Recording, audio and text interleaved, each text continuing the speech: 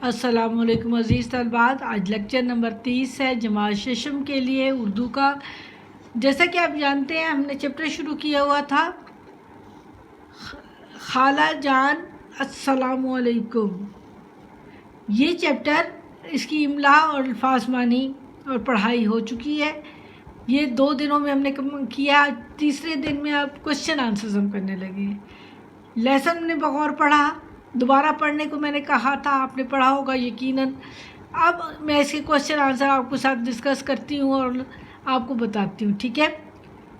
Question number 1، سبق کو دوبارہ بغور پڑھ کر سوالات کے جوابات تحریر کیجیے۔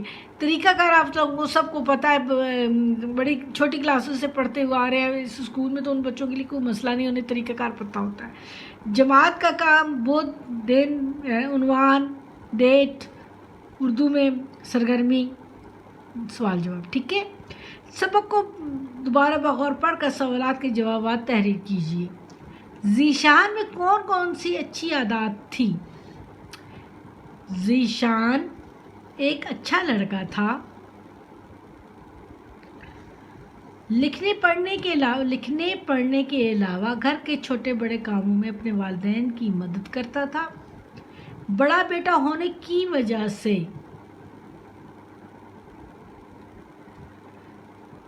خاصا ذمہ دار اور سنجیدہ اطوار کا مالک تھا، یعنی اس کی سنجیدگی لیے ہوئے تھے اس کے طور طریقے انداز۔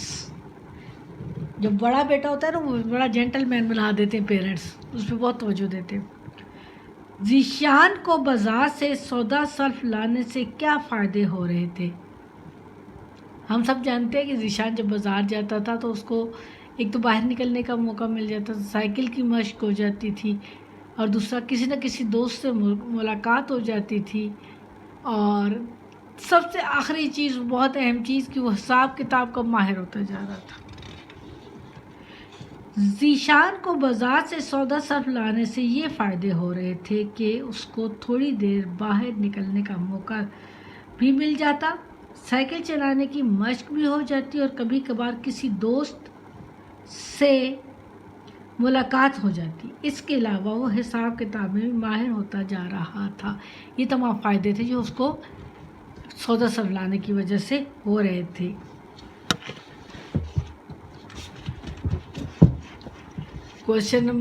پارٹ نمبر 3، یہ پارٹس ہوتے ہیں، یاد رکھیے۔ کوشچن نمبر 1 کا تیسرا پارٹ، بچے بوڑھی خاتون کو کس طرح تنگ کر رہے تھے؟ بچے بوڑھی خاتون کو خالہ بکری کہہ کر تنگ کر رہے تھے، اس پر وہ چڑ رہی تھی۔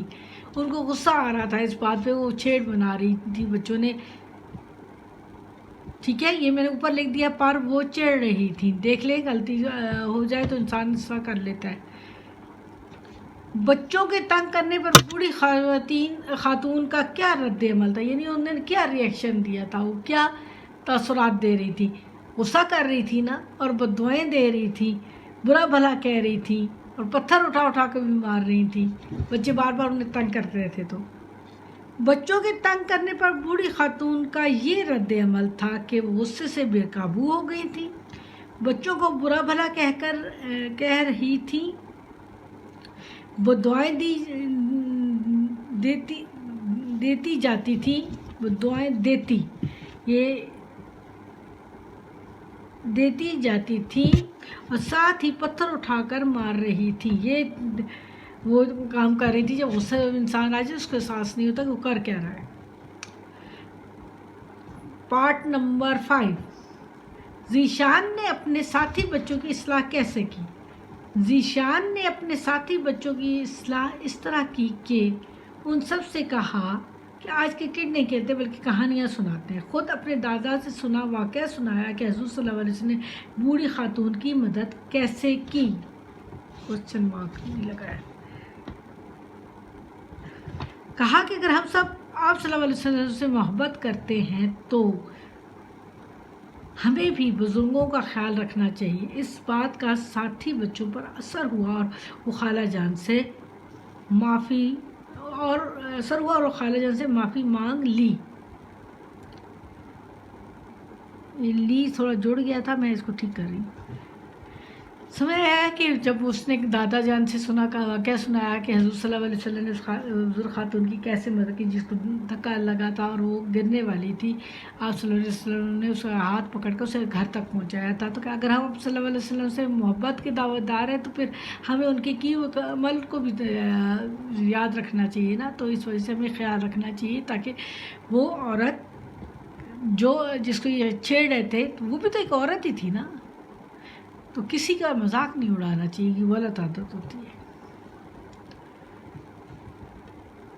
بچوں نے جب بوڑھی خاتون سے معافی مانگی تو انہوں نے کیا کہا؟ بچوں نے جب بوڑھی خاتون سے معافی مانگی تو انہوں نے کہا کہ تم لوگوں کو غلطی کا احساس ہو گیا تو اس سے بڑی خوشی کی بات کیا ہوگی. میں نے تم سب کو دل سے معاف کر دیا ہے. دیکھیں، اگر آپ اپنی غلطی کی معافی مانگ رہے ہیں تو بڑے سے بڑا جھگڑا بھی ختم ہو جاتا ہے.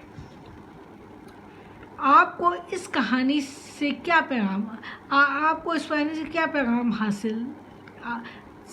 پیغام حاصل کیا؟ میں نے یہ پیغام حاصل کیا کہ کسی کو بھی تنگ کرنے کا ہمیں حق حاصل نہیں. اللہ تعالیٰ کے احکامات اور آپ صلی اللہ علیہ وسلم کے فرمان پر عمل کرتے ہوئے بزرگوں کا خیال رکھنا چاہیے. یہ میرا اپنا پوائنٹ آف ویو ہے. آپ کو اگر کوئی مختلف لگتا ہے تو لکھ لیں، میں چیک کر دوں گی. ٹھیک ہو گیا بیٹا؟ آپ نے یہ کام کر لینا ہے. اچھا، سب سے بڑی بات تو میں بھول گئی، اسی کے نیچے کچھ ورڈز دیے ہوئے ہیں سنجیدہ اور اس ٹائپ کے، ان کے جملے بنانے ہیں آپ نے. سبق خالہ جان السلام علیکم. سوال نمبر 2 ہوم ورک میں کریں. ہوم ورک بریکٹ میں ہمیں کریں، یعنی آپ نے یہ کام کرنا ہے، گھر کا کام ہے، یہ جماعت کا کام ہے جیسے ہم کلاس میں کرتے ہوتے تھے، اور یہ دوسرا جو سٹار لگا ہوا ہے یہ ہوم ورک ہے. ٹھیک ہو گیا؟ سمجھ آ گیا آپ کو بیٹا؟ مجھے امید ہے کہ آپ کو اپنا کام اچھی طرح سمجھ آ گیا ہوگا. انشاءاللہ پھر ملاقات ہوگی نیکسٹ لیکچر میں. اللہ حافظ.